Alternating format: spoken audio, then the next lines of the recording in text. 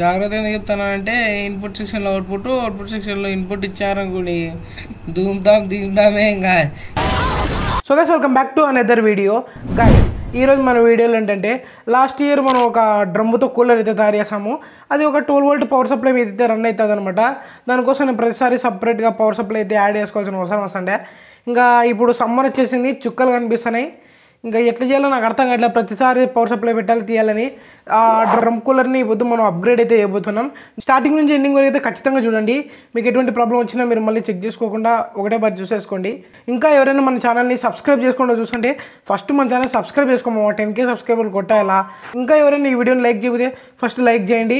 Likes మాత్రం మనకు must and should మావా, ఎందుకంటే మనకు మంచి పుషప్ అయితే ఇస్తుంది. ఇంకా ఎవరైనా మీ ఫ్రెండ్స్ అండ్ ఫ్యామిలీస్కి వీడియో షేర్ చేయండి. So guys first of all ఈ గ్లూకోన్ మొత్తం ఇది పీకేస్తున్నాను.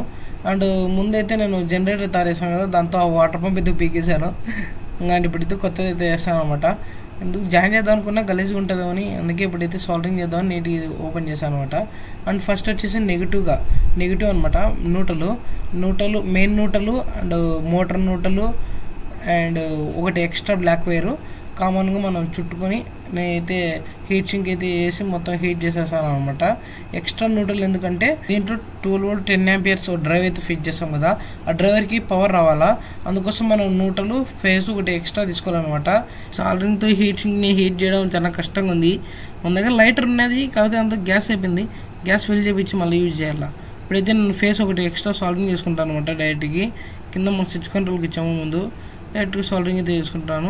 అండ్ ఇది వచ్చేసి మోటార్ పాజిటివ్ వైర్ అనమాట, అంటే పైన మన స్విచ్ కంట్రోల్ టెర్మినల్ వైరు. ఇంకా అక్కడైతే మోటార్ కనెక్షన్ అయిపోయింది. ఇక్కడ వచ్చేసి ఇంకా 2 వైర్లు ఉన్నాయి కదా, అవి 2 మోటార్ వైర్లు అనమాట, అంటే మన 12 వోల్ట్ మోటార్ వైర్లు. దానికి ఒకటి బ్లాక్ వైర్ అయితే నేను ఒకటి ఎక్స్ట్రా యాడ్ చేసుకుంటున్నా, ఎందుకంటే డ్రైవర్ కనెక్ట్ చేయడం కోసం అనమాట. వైర్ సరిపోవట్లేదు. అండ్ పాజిటివ్ కూడా అంతే, స్విచ్ కంట్రోల్ వచ్చి స్విచ్ కంట్రోల్ కానించి ఒకటి పాజిటివ్ వైరు సాల్వింగ్ అయితే నేనైతే జాయిన్ చేసుకున్నాను అనమాట. కటింగ్ గట్టిగా టైట్ చేయండి. సాల్వింగ్ అయితే ఏం అవసరం ఉండదు, అందుకే టైం వేస్ట్ ఎందుకు లేని నేను డైరెక్ట్గా గట్టిగా చుట్టేసి హీట్ సింక్ అయితే వేసేసాను అనమాట. 10 ఆంపియర్ ఒక డ్రైవ్ అయితే తీసుకోండి. కనెక్షన్స్ మాత్రం చాలా సింపుల్ గైస్, క్లియర్గా ఎక్స్ప్లెయిన్ చేస్తాను చూడండి. ఇక్కడ వచ్చేసి నేను ఫేస్ అనమాట, అండ్ ఇది నూటలు, ఇది ఇన్పుట్ సెక్షను. బాగా గుర్తుపెట్టుకోండి, దీంతో ఫేస్ ఉంటుంది. ఇది అవుట్పుట్ సెక్షను.